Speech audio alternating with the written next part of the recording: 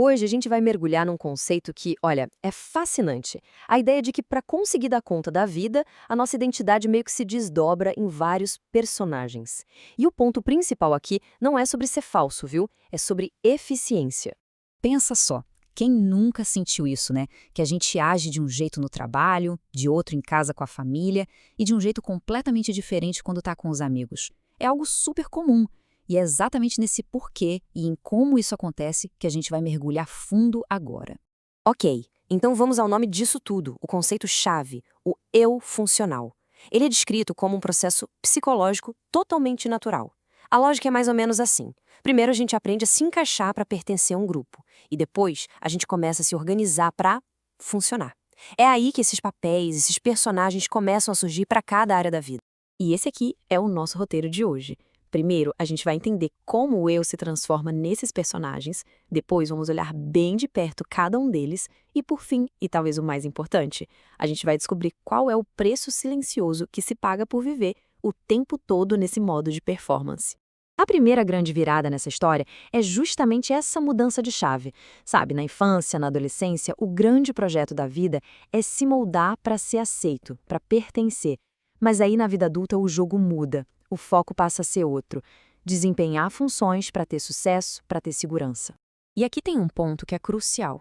Nesse estágio, não parece ter nada de errado. Não tem crise, não tem sofrimento visível. Muito pelo contrário. A sensação é de produtividade, de ser responsável, de ser uma pessoa madura e competente. O custo de toda essa performance fica ali, bem escondido, disfarçado de sucesso.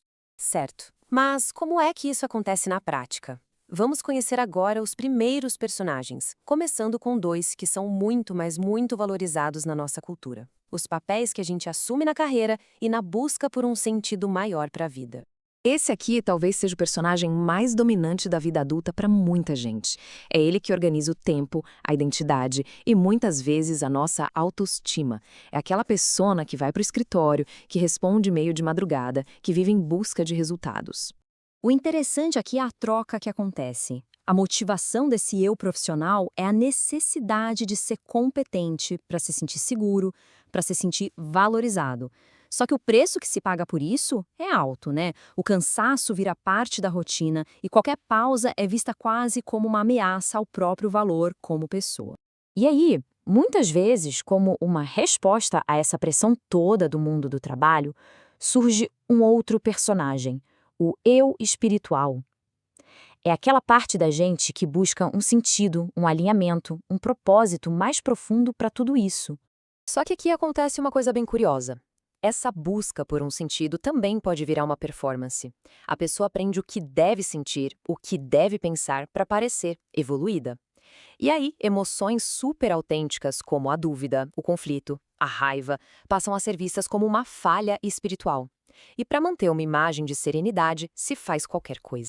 Essa citação resume a questão de um jeito brilhante. Ao invés de ser um lugar de honestidade com a gente mesmo, a espiritualidade pode acabar se transformando em só mais um palco, com um roteiro novinho em folha para ser seguido à risca.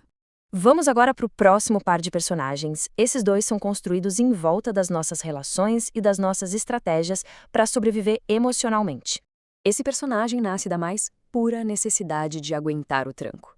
Em situações difíceis, a pessoa aprende que ser forte é a única opção e que mostrar qualquer tipo de fragilidade é perigoso. O eu forte, geralmente, é admirado pelos outros. É visto como a rocha, o pilar da família ou do grupo. Mas o custo disso é perder a capacidade de pedir ajuda, de admitir o próprio cansaço.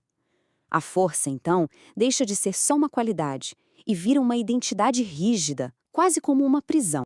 E agora, vamos falar do eu bom.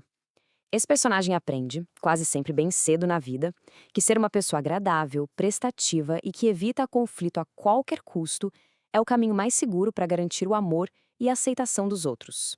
A dinâmica aqui é toda movida por essa busca de aprovação. Para manter a paz, o eu bom simplesmente silencia as próprias necessidades. Dizer não se torna quase impossível, gera uma culpa enorme. E o cuidado com o outro acaba virando uma anulação de si, numa confusão muito perigosa entre o que há amor e o que há ausência total de conflito. E essa frase aqui, nossa, ilustra o problema com perfeição. No momento em que ser bom vira uma regra, uma obrigação, a gente perde o contato com a nossa verdade emocional. A gentileza, que era para ser algo genuíno, se transforma num fardo pesado. Chegamos agora ao último e, olha, talvez o mais tenso de todos os personagens. Aquele que vive sob uma pressão implacável, movido por um medo profundo de falhar. O motor por trás desse personagem é o medo.